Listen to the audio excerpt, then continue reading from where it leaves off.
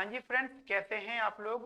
Friends, अभी हम लोग अपने सेशन में डीएससी 2020 का पास्ट पेपर डिस्कस कर रहे हैं। ठीक है गाइस, डीएससी 2020 का पास्ट पेपर हो गया। अभी हम लोग क्वेश्चन नंबर 8 रीड करेंगे। ठीक है गाइस, तो जरा ध्यान से देखिएगा। क्वेश्चन नंबर 8 आपसे क्या कहता है।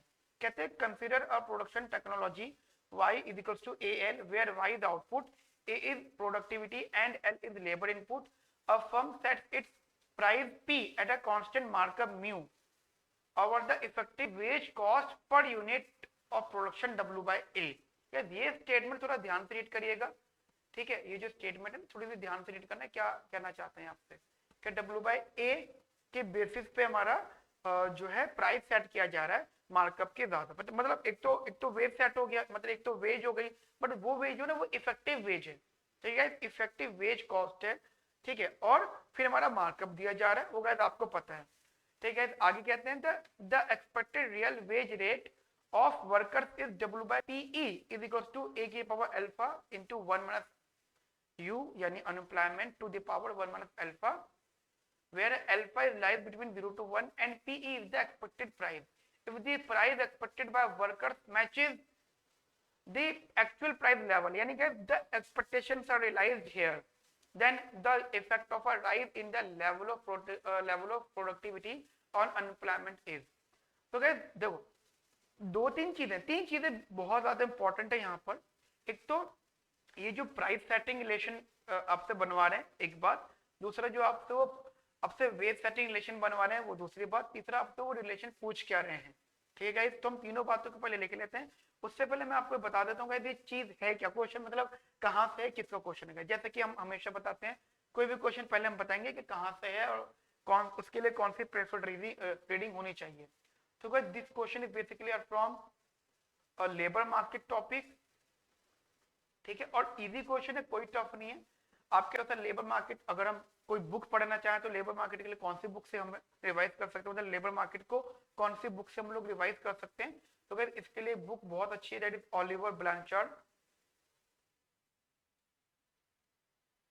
ठीक है, ऑलिवर ब्लैंचार्ड का it's a very good book for this particular topic. इसका चैप्टर नंबर 6 आई थिंक, वो आप देख लीजिएगा, एडिशन चेंज हुआ तो चैप्टर नंबर 6 है लेबर मार्केट का ऑलिवर ब्लैंचार्ड में। ठीक है, नाउ गाइस अब उन्होंने तीन चीजें बोली है, मैं तीनों चीज आपको बताता हूँ वन बाय वन। ठीक है, वो तो देखो उन्होंने यहाँ पे प्रोडक्शन फंक्शन दिया है, production technology that is y equal to AL।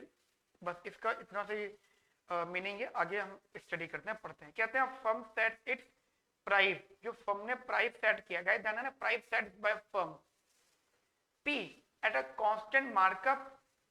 Constant markup तो दिया जाएगा over the effective ways cost.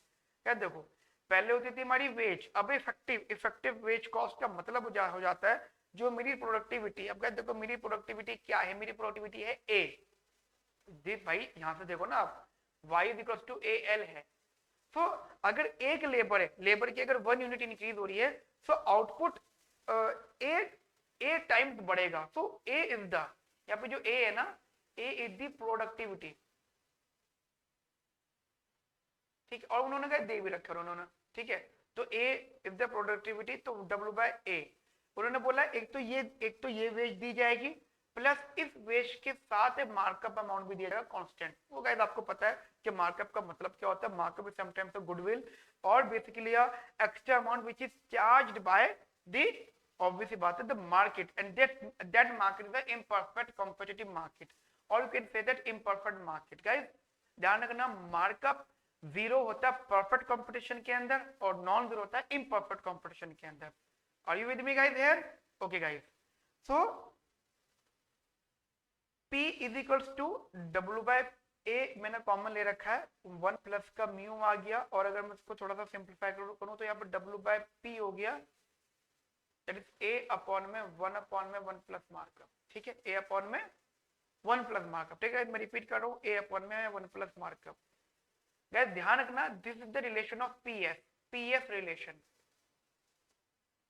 ठीक है guys, this is PF relation. After that WF relation.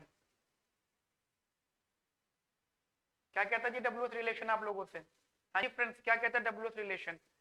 WF relation कहता है कि भाई अगर, देखो समझना, उन्होंने यहाँ पे दिया कि एक्सपेक्टेड रियल वेज रेट जो है ना वो W/P है, तो आपने बोल दिया जी W/PE is equals to a to the power alpha 1 minus u to the power 1 minus alpha, right guys, a to the power alpha dot 1 minus u to the power 1 minus alpha, ठीक है guys. अब उन्होंने एक चीज बोली है, अच्छा alpha जो है इट्स लाइज बिटवीन 0 to 1, ठीक है। उन्होंने बोला है कि पी जो एक्सपेक्टेड प्राइस है, अब अगर वो एक्सपेक्टेड प्राइस वर्कर्स के एक्चुअल प्राइस से मैच हो गया, it means what, if P is equals to PE, it means what, expectation are realise. ध्यान रखना बहुत साल पहले भी ये क्वेश्चन आया था, ठीक है, रियलाइज एक्सपेक्टेशंस आर रियलाइज, और basically you can say that कि वर्कर्स को एक्चुअल प्राइस मालूम है, ठीक है, तो P इज इक्वल टू PE वाली बात आ जाएगी, ठीक है। So we can modify this thing, it's a W/P is equals to a to the power alpha 1 minus u to the power 1 minus alpha, or you can drive it by this is no doubt a WS relation, तो ये हमारा W/P आ गया, this is PS relation, W/P आ गया, ठीक है। Now अब उन्होंने क्या बोला है, उन्होंने दो चीजों के इम्पैक्ट बोला, उन्होंने बोला राइज, तो चलो गाइस राइज का मतलब होता है चेंज, ठीक है। उन्होंने बोला प्रोडक्टिविटी में चेंज और अनएम्प्लॉयमेंट का चेंज, मतलब प्रोडक्टिविटी की वजह से अनएम्प्लॉयमेंट में क्या चेंज आएगा। मीनिंग होता है अगर वो कहते हैं change in productivity implies what is the change of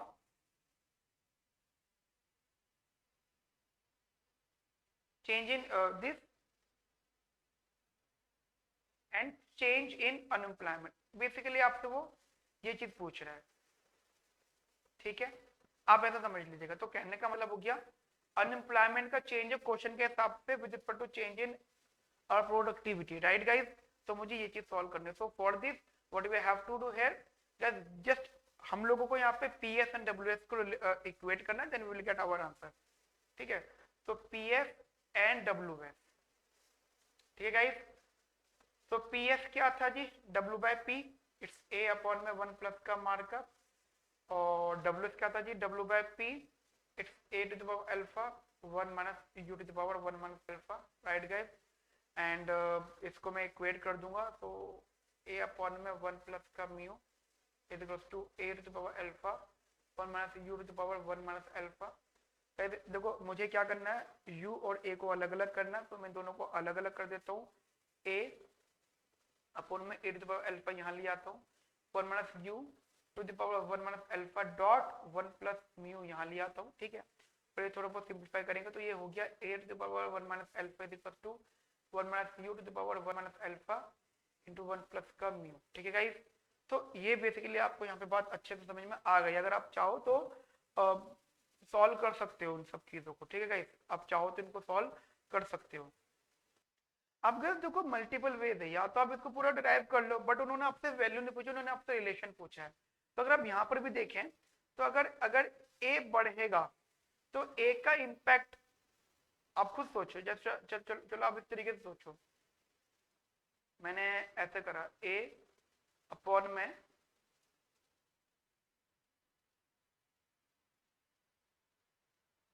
1 plus का म्यू, ठीक है, A अपॉन में 1 प्लस का म्यू, 1 माइनस का U का ये, ठीक है गाइस।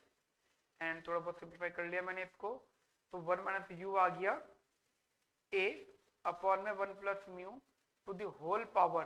अब देखो गाइस इसकी थी 1 माइनस अल्फा, ये हो गया 1 अपॉन में 1 माइनस अल्फा, ठीक है गाइस। एंड आप चाहो तो इसको सॉल्व कर सकते हो, 1 minus U is equal to A upon में 1 plus mu to the power 1 upon में 1 माइनस अल्फा। एंड आप चाहो तो इसको ऐसे ला सकते हो 1 माइनस A अपॉन में 1 plus mu to the power 1 upon में 1 minus alpha is equal to U, ठीक है। अब आप एक चीज समझिएगा, अब आप एक चीज समझिएगा, देखो ये जो पूरी वैल्यू है ये कांस्टेंट है, ये कांस्टेंट, पावर कांस्टेंट, ये कांस्टेंट, तो इसका इम्पैक्ट कुछ नहीं पड़ रहा, ठीक है। जनरल सा कंसेप्ट है, अगर A बढ़ता है तो इसके सामने मैंने इसके सामने अगर साइन क्या है, माइनस का, तो अगर A बढ़ता है तो ये पूरी वैल्यू क्या होती है, कम होती है, तो इसका इम्पैक्ट इस पे क्या पड़ेगा, कम होना, ठीक है गाइस। मेरी बात यहाँ तक आपको समझ में आ गया? आप इसको चाहो तो ऐसे भी कर सकते हो, that is u is equals to 1 minus a to the power 1 मतलब 1 plus mu to the power 1 upon में 1 माइनस अल्फा। आप इसको पार्शियली डेरिवेटिव कर सकते हो, change in d, change in u with respect to change in a, तो this is 0 minus 1 upon में 1 plus mu to the power 1 upon में 1 minus alpha, this minus sign which means कि भाई minus होगा। तो guys the relation between unemployment rate and the productivity a negative, ठीक है। तो कहते नेगेटिव रिलेशन होगा। अब इसका इकोनॉमिक मीनिंग क्या है? इकोनॉमिक मीनिंग है कि अगर आपकी प्रोडक्टिविटी बढ़ती है, अगर आपकी इकोनॉमी की प्रोडक्टिविटी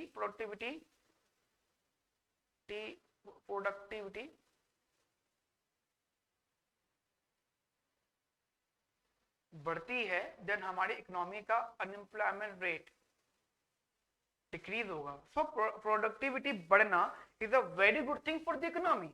राइट, जब आपसे कोई पूछे कि is productivity is a good और bad for the economy, just this is the good impact, this is the good thing कि भाई अगर हम लोगों की प्रोडक्टिविटी बढ़ने में सपोर्ट करेंगे तो हमारी इकोनॉमिक का अनएम्प्लॉयमेंट कम होगा।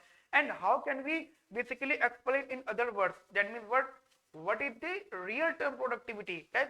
रियल प्रोडक्टिविटी का मतलब होता है टेक्नोलॉजी, ठीक है। If you basically support to the workers in a technological form, then they will become the skilled worker and guys उनको employment मिलेगा। guys मार्केट में employment है, अनएम्प्लॉयमेंट बहुत कम है, बट पॉइंट क्या होता है कि भाई वर्कर्स के अंदर टैलेंट कम होता है, इस वजह से वो अनएम्प्लॉय हो जाते हैं। तो अगर हमें अपनी इकोनॉमी का अनएम्प्लॉयमेंट कम करना है, then we have to basically introduce more and more technological advancement and technological things, ठीक है। हम अपनी इकोनॉमी को एडवांस करना पड़ेगा, ठीक है गाइस। तो इस हिसाब से आंसर हमारा जो बेसिकली नेगेटिव हो गया, और नेगेटिव का मतलब हो जाता है कि कौन सा हमारा आंसर सही होगा। यस, आंसर इज बी मतलब 2, ठीक है गाइस। तो गाइस 2020 डीएससी का क्वेश्चन नंबर 8 था। ओके गाइस, तो जितनी एक्सप्लेनेशन मैंने आपको यहाँ पे दी, इतना एग्जाम में ऑब्जेक्टिव पूछी नहीं जाएंगे, बट इन इंटरव्यू 100% पूछे जाते हैं, ठीक है। Okay friends, have a nice day, thank you.